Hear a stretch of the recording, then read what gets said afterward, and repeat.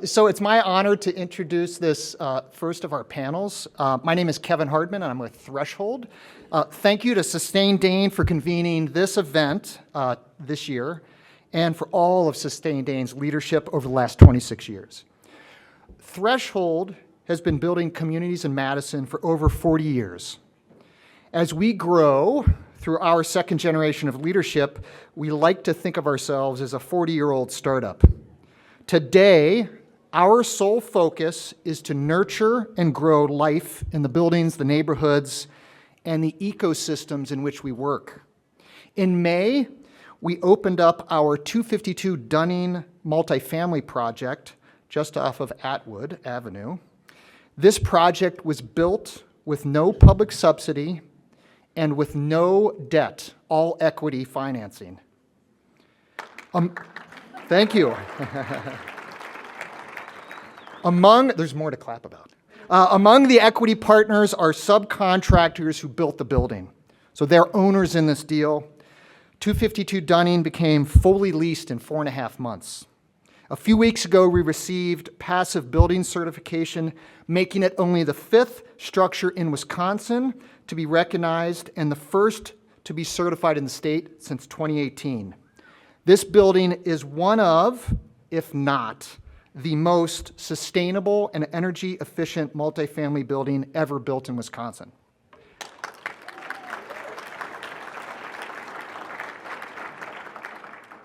But 252 Dunning was built primarily with materials transported from well outside Wisconsin. The building comfortably houses 32 private automobiles, consuming space and resources desperately needed for more housing. The majority of the site's power comes from non-renewable sources.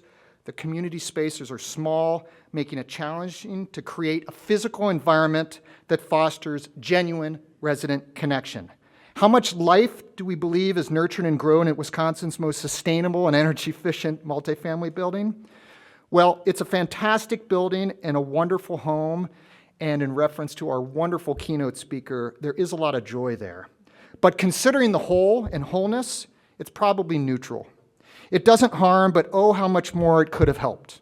The potential for life and for wholeness is far greater than we realized.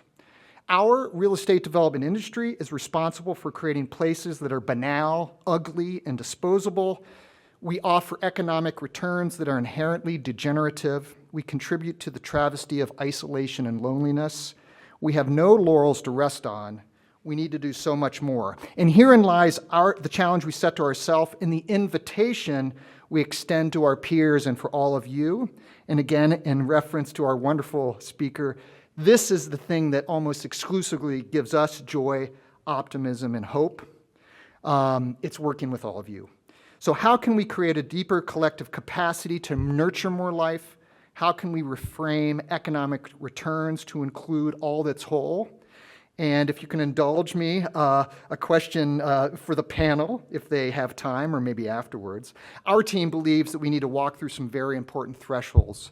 So my question to them and to all of you are, what are the important thresholds, pun intended, you want to cross, and how can everyone here support you in making the most courageous leap possible?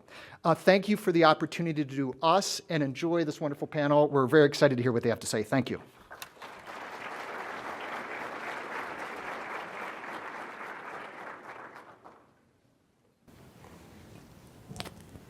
Thanks, Kevin. That was inspiring, amazing, and congratulations to Thresholds.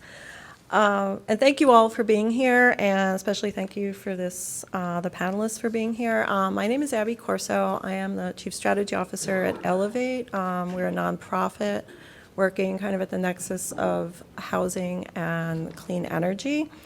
And it is really my great pleasure and honor to be able to moderate this panel. I'm really, really excited about the discussion today because as our panelists will introduce themselves, you'll realize like we have panelists from across the spectrum of affordable housing in Dane County and the state of Wisconsin. So we have many perspectives, much expertise, and I'm really excited for the discussion. give some perspective that we are in a housing crisis in Dane County, and we desperately need more housing units. And housing is necessary for humans. I mean, it creates stability in our families, and housing, in my perspective, is a human right, and we should all have it. And it should all be comfortable, it should all be healthy, and that's where sustainability comes in. And that's part of what we're going to talk about today. So I'm going to ask each panelist to take 3 minutes or so to introduce themselves and to make some comments on the housing needs in Dane County from their perspective. So I'll start with you, Elmer.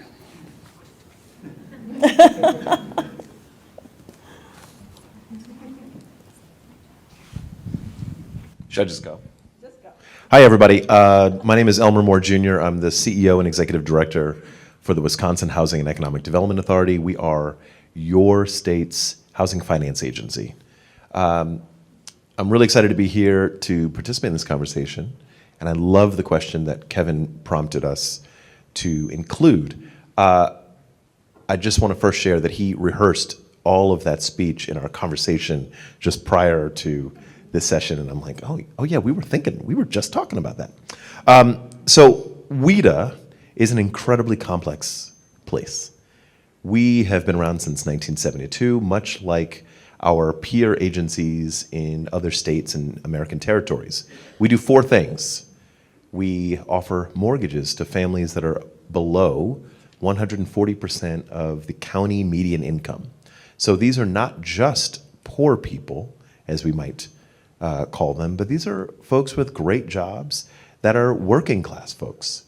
We make available the opportunity for them to purchase homes using things like down payment assistance programs funded by WIDA, and we support thousands of folks becoming homeowners every year. 2, we are the state's administrator for federal and state housing tax credits. These make it possible for the private development of housing, usually rental housing, for families of certain incomes at rents that are restricted and based on the incomes of those families. The third thing we do is we act like a bank in that we lend money for those developments, and sometimes we do economic development lending as well.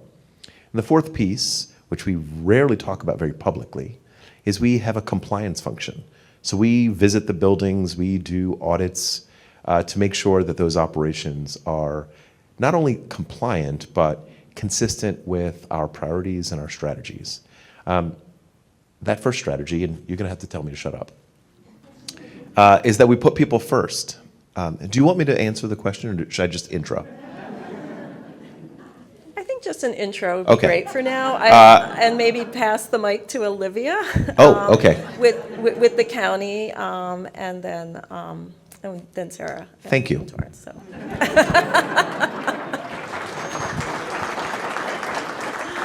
Okay, so just an intro. Okay, so I'm Olivia Perry, Senior Planner and Strategist in the Dane County Planning and Development Department. I have been at the county for about 20 years and started my career in housing and economic development, focusing primarily the initial part of my career in economic development and local food market development. Founded the Wisconsin Food Hub in partnership with the Wisconsin Farmers Union in 2012, and then pivoted back to exclusively housing at that time, and have been working as a regional housing planner for the last 13 years, engaging a network, building a network of leaders, resources and information, public-private partnerships, landing 5 housing summits actually here over the course of 6 or 7 years, and then during for a program called the Dane County Housing Initiative, which some of you have maybe have heard of, DCHI it's called. And then during the pandemic, we pivoted to regional strategic planning and kicked off a roadmap to solving the Dane County housing crisis, a 5-year strategic action plan in June of 2024. How many people have heard? Oops. Ugh. Thank you. How many people have heard of a roadmap to solving the Dane County housing crisis? Raise your hand. Great. Okay. So I'm just going to end my intro with a quick statement, vision statement, to give you a little glimpse into the regional housing strategy. I will be talking more about housing and the regional housing strategy as time goes on. But here is the vision statement. The RHS envisions an equitable and environmentally sustainable future where all residents have access to quality and affordable housing in connected neighborhoods. The RHS envisions an equitable, environmentally sustainable future where all residents have access to quality and affordable housing in connected neighborhoods, which makes me so excited to be here. And thank you so much for having us, and look forward to the conversation ahead.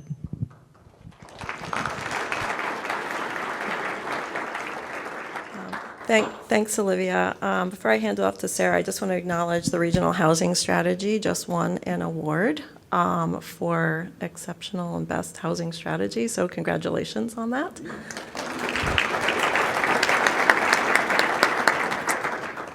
Sarah? Great. Good afternoon. I'm Sarah Newyer with New Year Investments. We are helping solve some of the housing crisis, as we are a small real estate development company here in Madison, Wisconsin. Some of our latest projects were the Ella Apartments on East Washington Avenue, which we were able to do based on receiving a tax credit award from WIDA. That is 135 units of units that average 60% of the area median income for folks. So it's bringing affordable housing in areas that are connected to commerce, that are walkable, close to transit. Right now we're focusing most of our time on another great project, which is just probably half a mile from here, which is on the Triangle, that I'll speak a little bit more to. But those are kind of where we're putting our attention, and our values are really creating spaces that are walkable, where there's support that's, helps people in their lives, in creating, well-designed buildings that are beautiful, that people appreciate.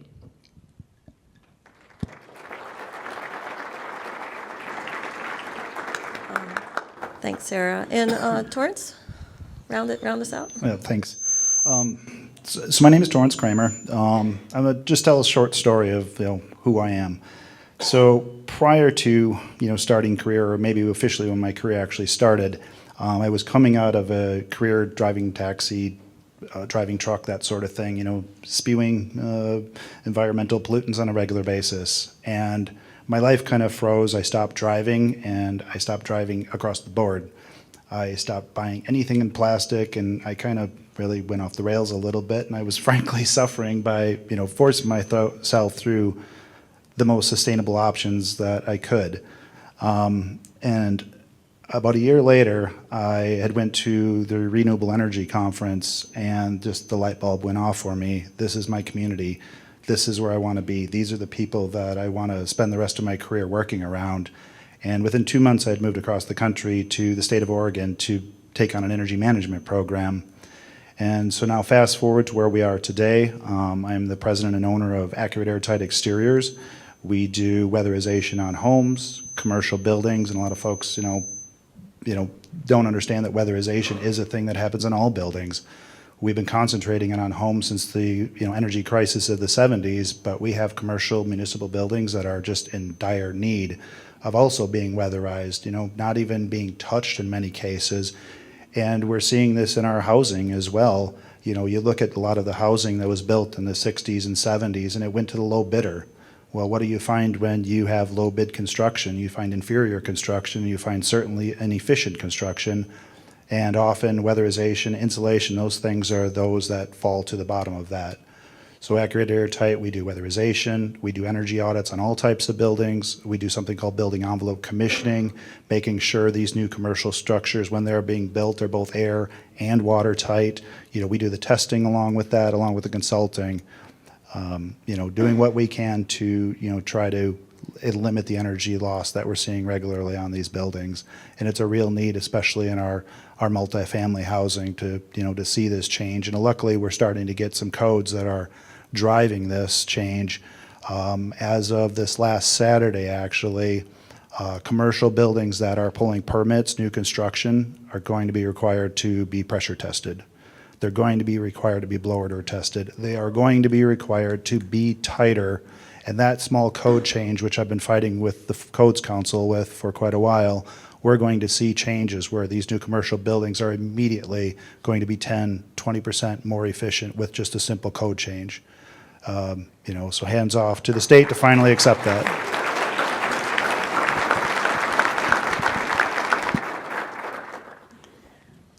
Thanks, Torrance. And before we, I do want to get to Kevin's question at some point because I think it is a really provocative one. But Olivia, if you could help us set the stage here a little bit, could you really just tell us about the housing market, how that market has changed in Dane County over the years? Because it's been very profound, and it is something I think that like all levels of the housing sector we're trying to address. Sure. I'm going to start with the really big picture, a long time frame, and then come down to today. Just going to share some statistics, let them go over your head, or just let them pass by. Don't try and hold on to them, but just to maybe visualize some of them. So up to the 1950s, we were building 29 dwelling units per acre in Wisconsin. We had a population of 3.4 million in 1950.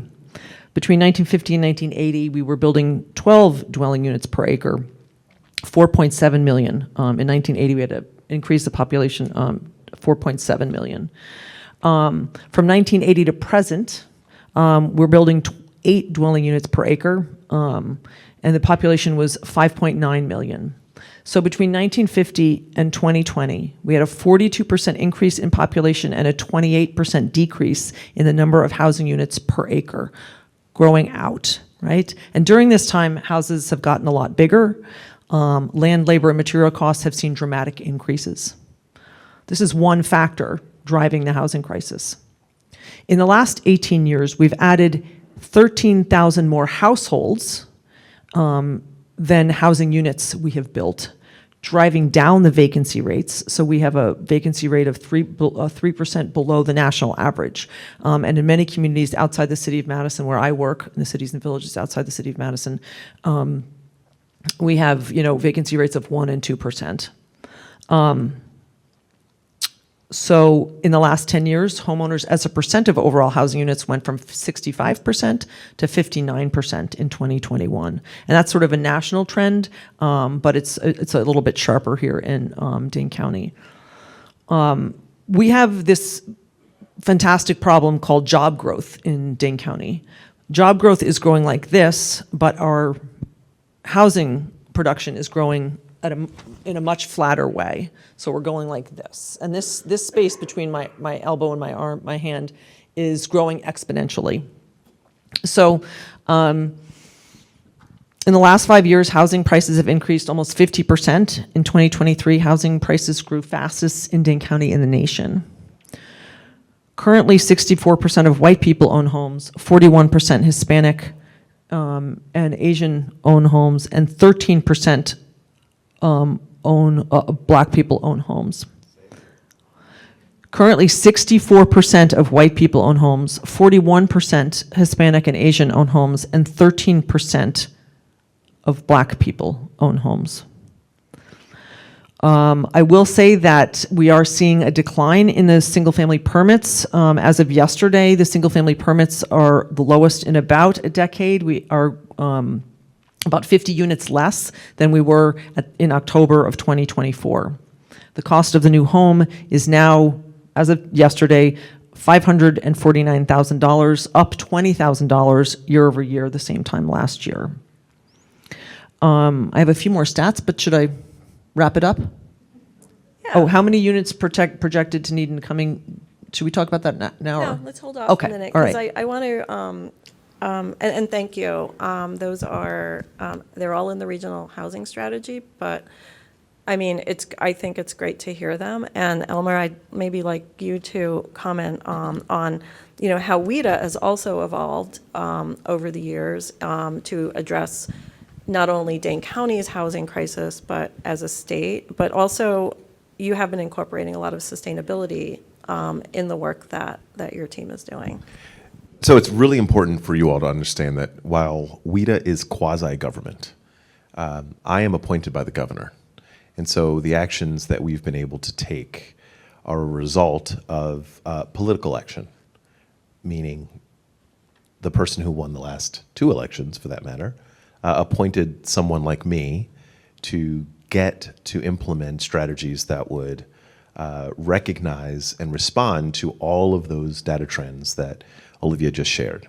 What we did at WIDA in 2022 was new and profound for us. Is we underwent a strategic planning process, and the answer to our question for what should we prioritize was, number 1, we put people first. And what we mean when we say we put people first is everyone that we serve, including the folks serving.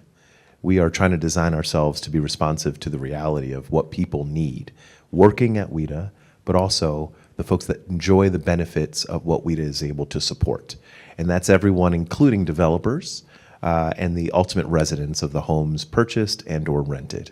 It means that we recognize that one of the things ailing people is climate change and all the costs related to it, all the living environment consequences related to it. And so we wanted to instill processes and some policies to incentivize good behaviors. So we use an incredibly complex document, watch Sarah's face as I talk about it, called a QAP, which stands for Qualified Allocation Plan. This is how we determine who gets tax credits in a competitive process. And we have 2 things in the QAP. One is what we call a threshold item, and the other is a scoring item. Threshold means if you don't do this, you don't get it at all. We won't even consider you. The scoring items are how individual applicants, developers, can compete for these limited resources. So an example of how WIDA is shifting is as recently as 5 years ago. As a scoring item, we put obtaining some of the measures associated with a Wisconsin Green Build certification. Some of them. If you got 150 points in that process, you got a little extra nudge. Well, now, as a threshold item, you have to meet Wisconsin Green Build certification, gold certification. So we're just, yeah, that's right. Thank you. So I'm going to answer Kevin's question like 4 times. One way that you all can enable these changes is by clapping at really boring policy changes. So we put people first. We do what only we can do. We cannot change zoning and code across the state unilaterally. What we can do is operate in the very narrow function of WIDA to incentivize and reward folks that are doing the right thing. And our third policy, or excuse me, priority, is that we recognize housing as a core human need. It is one way to affect the way that we experience Wisconsin and support people thriving. So we can't dictate what people drive. We can't dictate how companies work. We can use structures that incent housing in the right places, built in the right ways, to affect communities and how communities understand the way that they use housing to support people.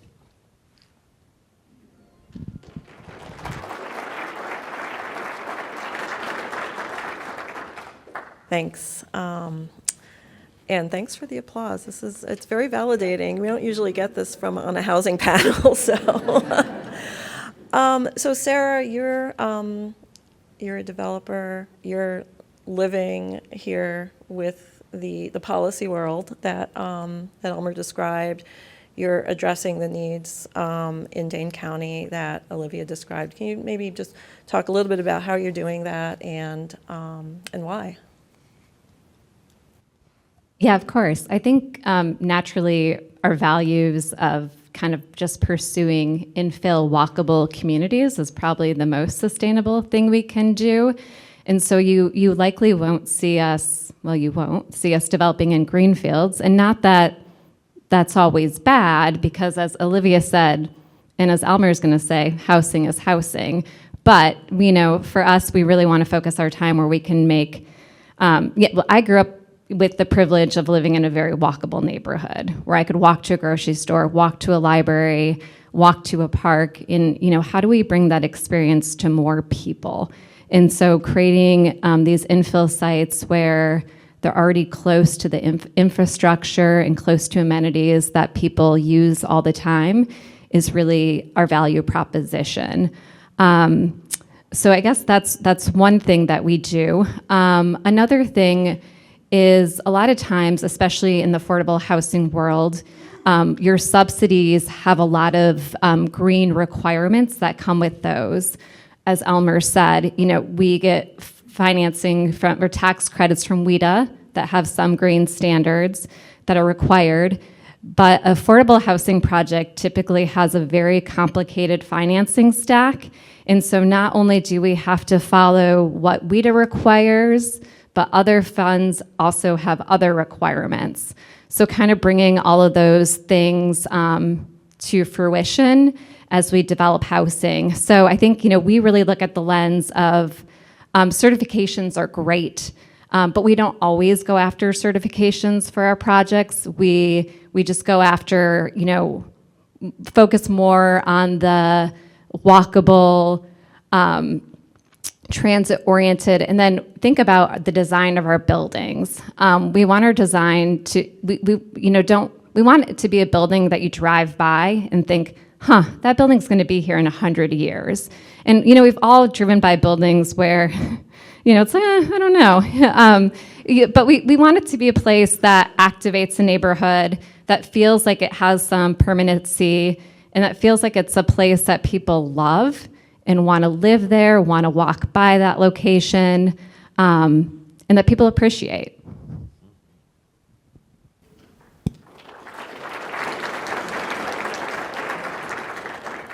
Thanks, Sarah. And you kind of alluded to a point that every new building actually becomes an existing building over time that needs maintenance and eventual upgrade. So, Torrance, I know you work in a lot of existing buildings, and maybe comment on, what you see the impact of maybe poor and unsustainable construction in existing buildings that you go into every day.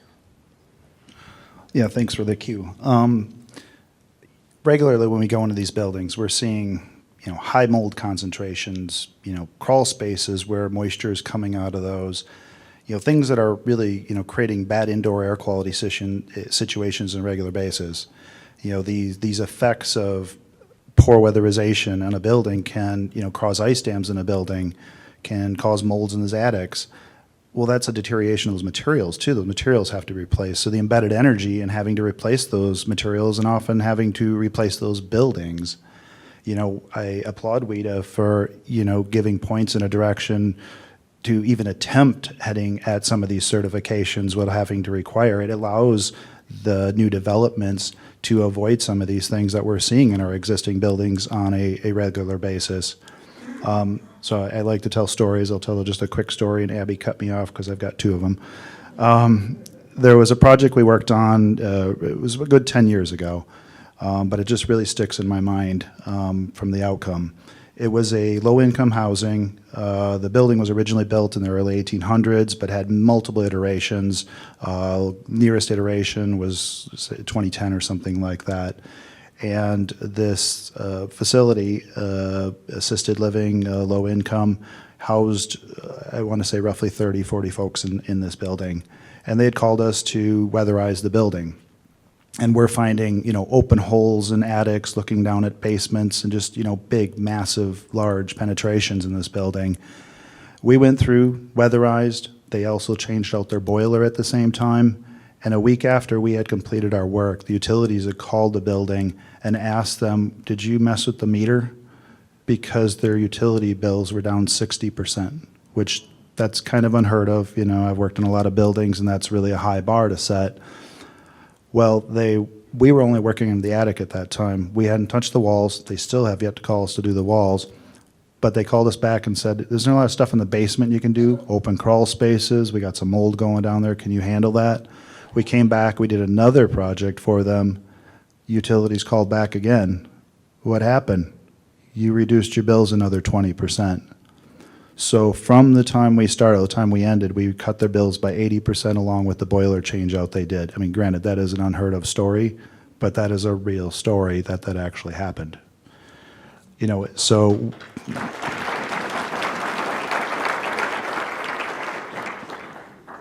so by doing this work, we're able to give better, high-quality housing. Again, as I said earlier, a lot of this housing that we're seeing, or we were seeing, was heavily low bid, poor construction, and energy efficiency wasn't even a thought. Now I'm excited at what I see with a lot of the buildings that are being built amongst our communities, at least our low-income funded communities, that they're actually thinking about sustainability and they're thinking about, energy efficiency and such now. But there's still a lot of buildings out there that really need to be done, and there's still a lot of people living in these uncomfortable, moldy, having vermiculite, asbestos, what have you. There's still a lot of housing out there that really needs our help. And I'll get into that in the next point about how we need folks to help us out in that space. All right, thanks. Thanks, Torrance. That's a great example, really. So I want to kind of maybe take it back to a little bit more kind of policy and strategy kind of at the county and then the state level. So Olivia, if you could maybe set the stage again with some of the, some of the goals of the regional housing strategy.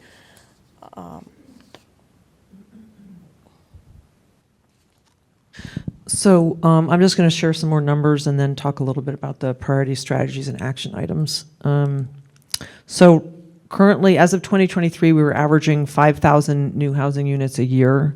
The regional housing strategy calls for us to build 7,000 units a year, an increase of 2,000 housing units, that's combined single family and multifamily, to accommodate growth and address the extreme housing shortage and the pressure on housing prices. That comes out to 3,300 new owner units, 3,700 new renter units, 1,765 new affordable renter units. We're building about 800 or 900 a year right now. 250 single-family affordable units. Right now, we're building between acquisition, rehab, and new 25 a year, so an additional 225 a year, and 300 affordable senior units. So that's a total of 140,000 units between 2020 and 2040, 67,400 new owner, 74,200 new renter units. So at the time of the report, we had 135,700 single-family units and 89,000 multifamily units, plus the mobile homes for 225,800 units. Over the course of 20 years, between 2020 and 2040, the regional housing strategy says we need to increase our housing units by 62%. We are making progress. Certainly, and I'll talk a little bit about that. I don't have specific numbers now. We're going to be doing an annual report, annual metrics report year over year, and the first report should be out in November this month. But there are production targets for each community. The RHS also calls for 26% of all units to be made affordable to households who make 60% of the area median income and below. And just to give you a ballpark of that, what that means is that's for a family of two, that's around $62,400 a year. I will share that under the City of Madison Mayor Sacha's leadership, they have committed to building 25% or 26% of all new housing for low to moderate income, 60% or below the area median income. And that is huge and definitely deserves a round of applause.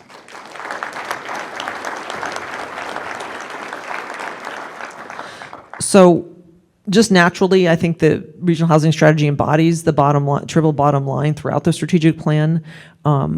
They identified the Housing Advisory Committee, a core group of 80 people met to do strategic planning over the course of the year, and they identified 6 core values to identify shared values and provide a base and framework to identify their priorities, strategies, and action items. The 6 core values are accountability, affordability, economic growth, empowerment, equity, and sustainable development.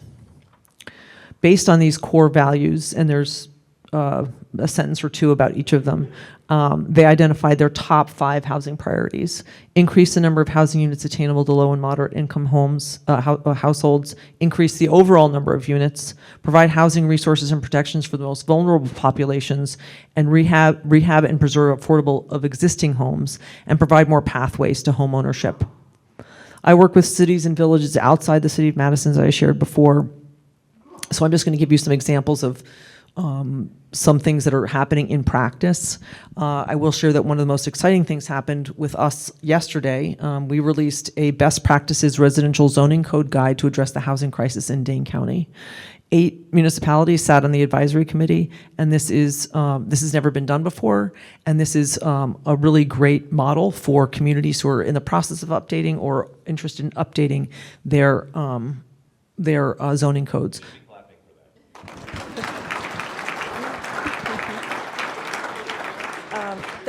Pardon me? Oh, I'm sorry. Best Practices Residential Zoning Code Guide, Evaluation Guide to Address the Dane County Housing Crisis. And they can get it on the Regional Housing Strategy website, rhs.danecounty.gov. Just type in Regional Housing Strategy Dane County and you'll get to the website.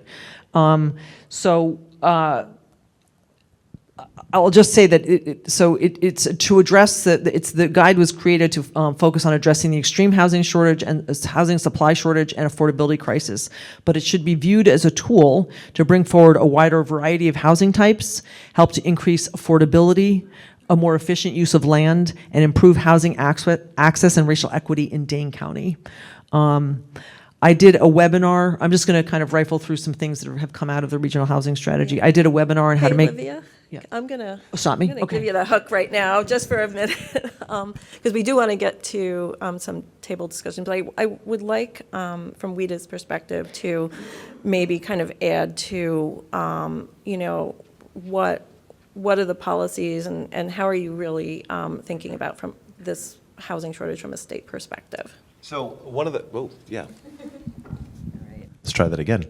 One of the challenges is WIDA has a lot of money that it is able to allocate to this problem. And that huge volume of money, hundreds of millions of dollars, is a tiny fraction of what's needed to actually solve the problem.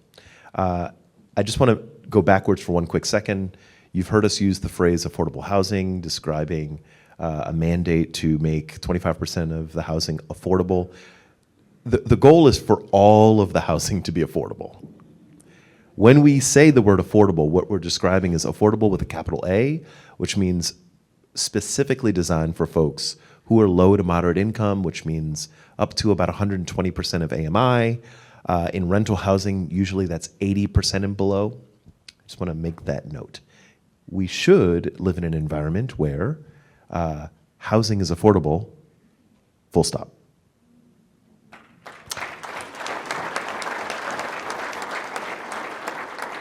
And then we can talk about available and accessible. Okay, so what is WIDA doing? So we are trying to really be very thoughtful and strategic in the allocation of wildly limited resources. If you look at our reports, if you look at everything that we say and do, the numbers are blindingly large and they are so insufficient. And so we design our policies like our QAP to quietly incentivize the performance that we want to see. We have long, really philosophical conversations at our planning stages to determine how much of our volume cap do we provide to promoting single family, what we call home ownership, or how much goes to multifamily. The answer is we're wrong. We're doing our best. And we're always going to be wrong depending on where you sit. I'm just putting it out there. I'm not supposed to admit that. But we're doing our best, and we're actually seeing changes in the market, changes to what developers are doing, changes to what the financing, particularly the single-family banking community is doing, to accommodate people and meet them where they are. Because we want to keep the conversation around sustainability, we're looking for really exciting partners to not just have sustainability in our practices on the multifamily side for the developers, but also partner with programs, and some of them are still existing even after this administration detonated a nuclear bomb for IRA and other things, to support sustainability in home ownership. Microgrid, micro production, whether it's solar cells or if it's just doing things like insulating your house. There are multiple instruments at the state level, Focus on Energy included, that help people do the right thing regardless of how much money they make. I'm going to stop there. Thanks. There's just so much to say around this that I'm really appreciative of our speakers, like trying to keep a lot of really big ideas into a short time period. But before we make you all do some work, I want to maybe ask Sarah to talk. You're living this. You're living, with policy. You're living with scarce resources and the developments that you're doing. So I want to maybe have you talk about some of the developments that you are working on before turning it over to Torrance. Yeah, I think one that you guys wanted us to maybe touch upon was the Triangle, which is for a development partner of the City of Madison Community Development Authority, helping them work through what the Triangle looks like over the next 10 years. For those of you that don't know what the Triangle is, it's the pocket of land that is in between West Wash, Park Street, and Regent Street. It's home to the newly developed Bayview, Select Medical, and one of the UW facilities, as well as 5 different communities that the Community Development Authority of Madison owns and operates. This is an area with a rich history. Urban revitalization kind of, completely transformed this area. There was good intent of creating additional housing, but it was a very multi-ethnic area. It was one of the only areas where African Americans could live because of discriminatory practices.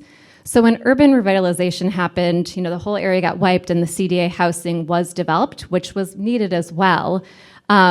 So, one of what we're doing is working with the city to redevelop that whole area, which will include adding about 800 new housing units in that area.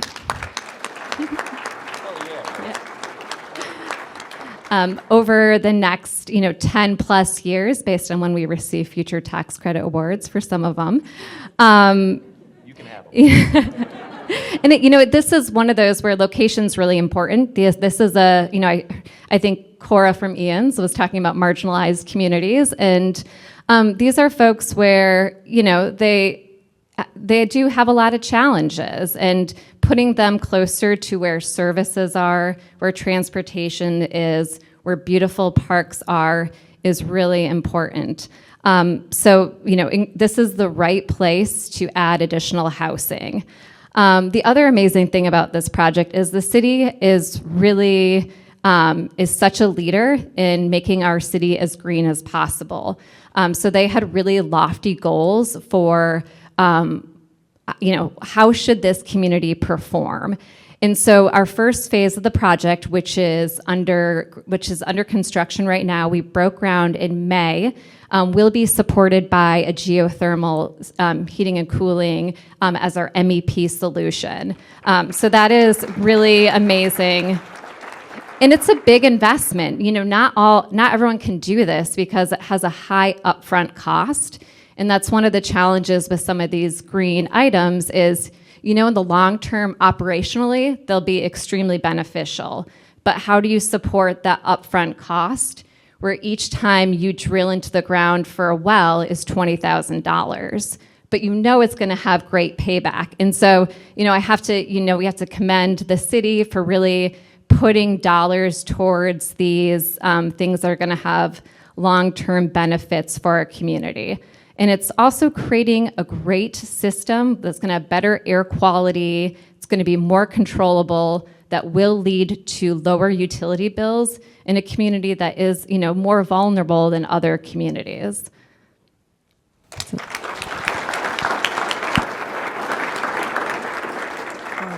Thanks, Sarah. Before we throw out an audience question, I do want Torrance just to comment on kind of this nexus also between all this development and all this building that's needed and is going on, and the work that needs to happen in existing buildings. Like this nexus of the work in the buildings and workforce. And because there's a real opportunity here to, upskill our workforce and to create, new projects for small businesses. So Torrance, if you would comment on that, because I know you're right in the middle of that too. Yeah, thanks. I'm really encouraged by a lot of what I'm seeing recently. There is a lot of recognition of, needing additional folks in this workforce, in this green workforce. There's a lot of initiatives out there and trying to highlight that we need folks working on these, on the trades. The trades have suffered for many years of, getting new folks to enter. And, a lot of the entrance is within those that have credentialing, certification, what have you. There's something I say to folks regularly in relation to the weatherization industry, for example. We need structure. We need, a recognition that this is indeed a trade. There's a lot that goes into understanding building science and, the equipment and logistics of actually doing these projects. The thing I say to folks a lot is people don't enter plumbing because it's a glorious job. It is literally a shitty job. But there's a path, there's a career path through that trade to, see a viable career path for the rest of that, person's time within the workforce. And there's so much work that's needed out there, and there needs to be more light shed on and the fact that this is indeed a trade. I've been at this over 20 years, and I've seen a lot of development, and I'm extremely encouraged by what I see. When I used to say home performance, people looked at me cross-eyed. When I said blower door, nobody knew what that was. Infrared camera, didn't know what that was. Building science, that sounds silly. Now, I'm getting articulated questions on the buildings of things that they want to see done. And we're getting things, even though, there was a bomb that went off at the Fed level. Luckily, we still do have the IRA Homes, the IRA Here program in Wisconsin. Here you go, Wisconsin, that it is still actually happening. The struggle is actually spending that money and having the workforce to implement the work that we need to get into these buildings, to do the energy efficiency projects that are needed out there, whether that be weatherization, solar, electrification, heat pumps, what have you. There's a lot of opportunity across all building types to make them more energy efficient, but it starts with encouraging and educating folks, as soon as grade school, as soon as high school, and getting them involved and intrigued and understanding that, wow, this is something, that I could see myself doing for the rest of my career. This is a pretty good group of people that I wouldn't mind, being around. Not everybody has that light bulb moment that I have or had, but, I'd hope to see more others move into this industry and start doing more of this type of work. Thanks.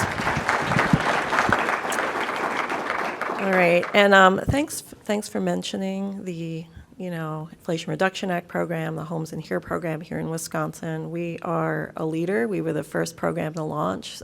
Focus on Energy has a table here, so please give them some love and visit their table and talk to them.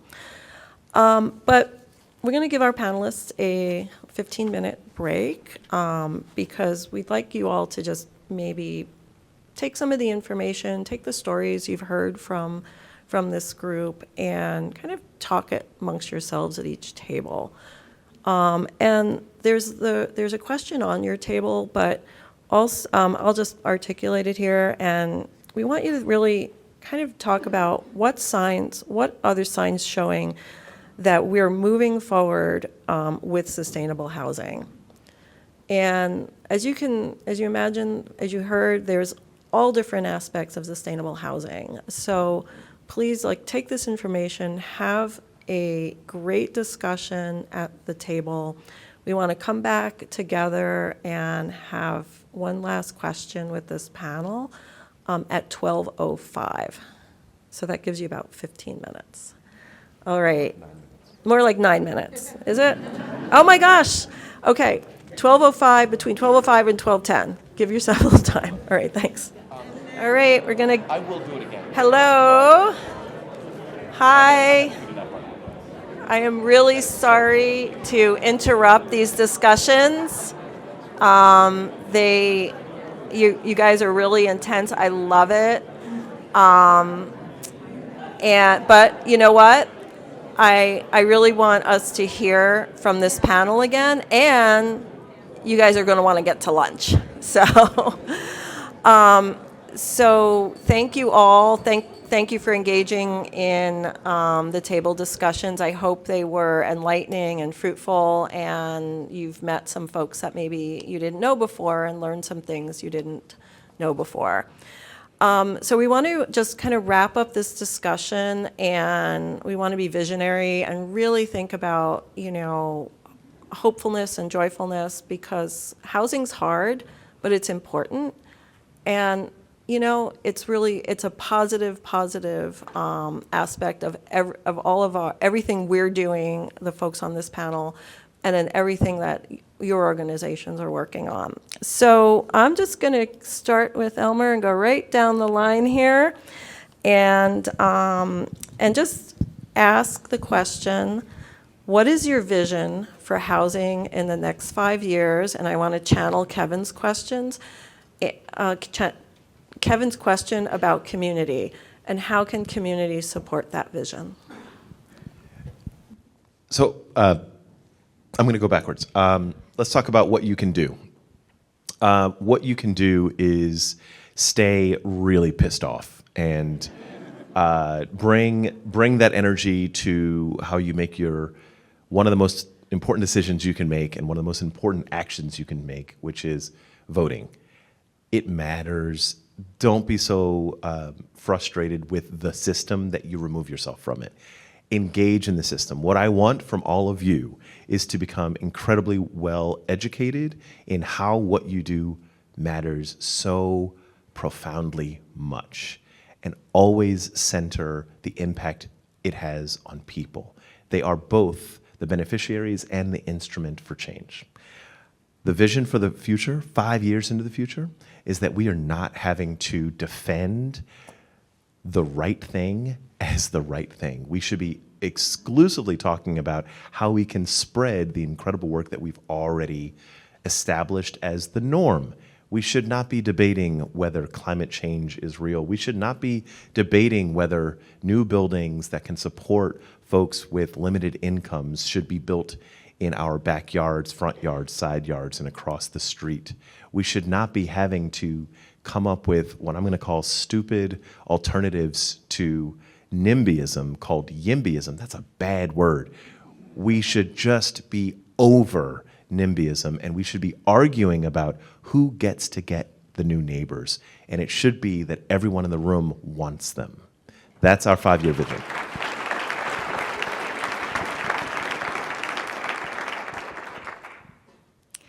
So I'm going to follow Elmer's lead and do kind of a call to action, what you can do. I think it's really easy so we have to go through a public approval process to get a housing project underway. And I think it's really easy for people to come out to those that are against projects. And it's really hard to motivate people to show up for those that are in favor of adding housing in different locations. So if you ever find yourself having a little bit of free time and you really want to increase the amount of housing in your community, you should definitely go out and support some of those developers and those public hearings, and that's very helpful. So that's one thing. My vision, God, I hope it gets better. I wish I was a little bit more optimistic. I think on the multifamily side, we're definitely seeing the vacancy rate. We're seeing a little bit more, it's climbing a little bit more. It's still not at a healthy spot where renters have choice. But I do think we have a lot of inventory, but I think it's also going to be hard to construct new stuff. So I hope it keeps climbing so renters have some options. There's less price increases for renters. On the single family, I think it goes back to some of how do we get people in the trades. I think that's the cost. Labor is really going to increase. So encouraging that as a future pathway for folks and as like a really desirable pathway. Not everyone, college is maybe not for everyone. And some of these, more technical degrees are as important for our community and for a community to succeed.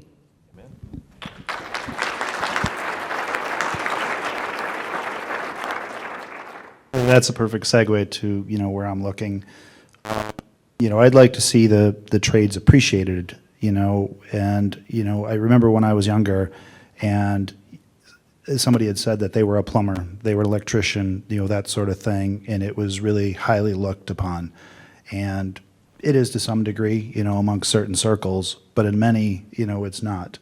And I'd like to see at a point where we are, a thriving trades community again, and it's almost a fight to get into those trades because we have folks fighting after that. We need that workforce again, as I've said multiple times, and eventually seeing where those homes that we're going into and newer homes aren't as degraded as they are. I go into homes that are, built last week and still need to be weatherized. I would love to see those code changes, to see it required that you will build energy efficient. Ideally, you put solar on there as it's required in other countries, where we aren't having these jobs, these needs, and eventually, yes, working ourselves out of a job. When I used to teach energy auditors back in the day, I would always start the class with, your goal in your career is to put yourself out of work. And every one of them would look at me cross-eyed, but is that the mission of energy efficiency gains in buildings is to make all buildings energy efficient. I'm hoping to be Oprah someday, and you get a weatherized home, you get a weatherized home, you get a weatherized home. I think working together, we can see a much brighter and more sustainable future.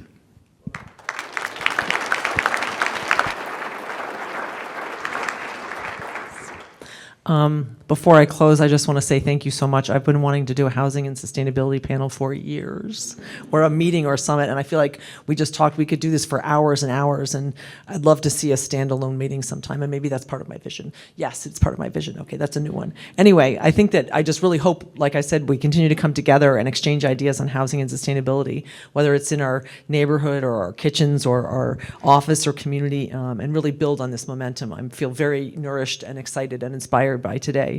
One of the things that came out of the regional housing strategy was the desire for the private sector to be partners and invest in solving the housing crisis, and we can't do it without you. And so we really need you, and it's my aspiration to continue those and build those relationships over the next 5 years, to partner with them. It's my aspiration that municipalities use this guide to inform their local zoning updates, and that all of them have updated zoning codes in the next 5 years. And finally, we feel empowered to do our part, big or small, and stay in the fight, and support the regional housing vision of building an equitable and environmentally sustainable future where all residents have access to quality and affordable housing in connected neighborhoods. Thanks so much.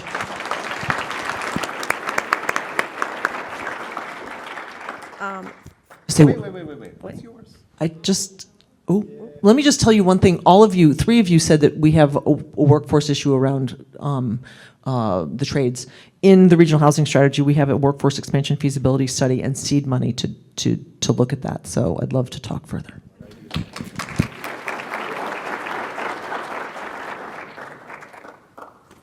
What is my vision? Yes, please. Well, my vision's all of your visions, but but I really, really strongly believe housing is a human right, and I want to see every single person in Dane County in the state of Wisconsin have a place to live that is comfortable, that is healthy, and that they can afford without any problem. Amen.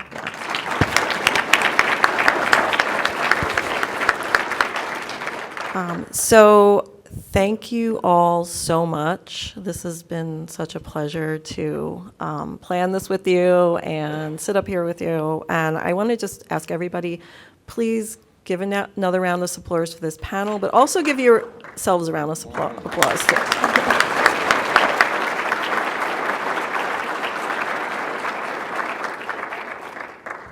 Okay, I do have some housekeeping issues before we close. And please, Sam, if I forget anything.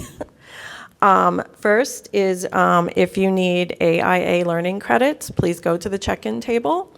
We're going to be moving into lunch, which is right outside those doors. There is a raffle and a triple match donation opportunity, so please take advantage of that during lunch and help support this amazing organization, Sustain Dane. And the afternoon program will be starting promptly at 1:15. So thank you all, and I appreciate you.